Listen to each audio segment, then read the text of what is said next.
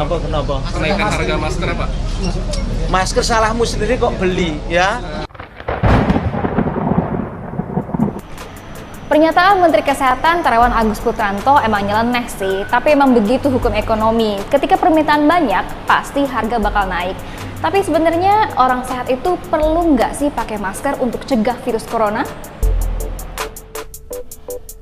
Kata Menteri Kesehatan, orang sehat nggak perlu pakai masker. Yang perlu pakai masker itu orang yang sakit. Setidaknya pernyataan Menteri Kesehatan Terawan Agus Putranto ini soal masker sangat konsisten.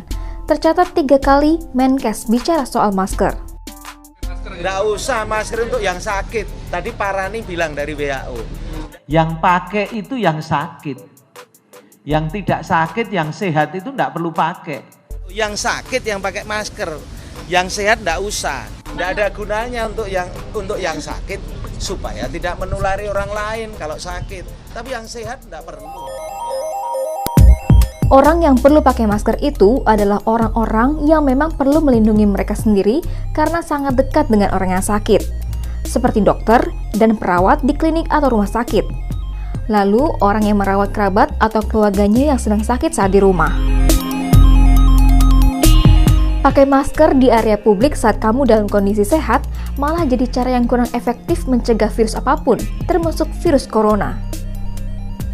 Misalnya, ada 5 orang dalam kereta yang sama, dan 1 di antara mereka ada yang sakit. 4 orang yang sehat ini pakai masker, sementara yang sakit nggak pakai masker.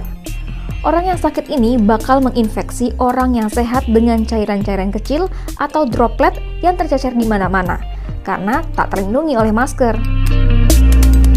Orang yang sehat pakai masker juga bakalan bisa kena virus karena droplet atau cairan-cairan kecil dari orang yang sakit bisa nempel di mana-mana, termasuk di masker, baju, HP, tas, bahkan di pegangan kereta.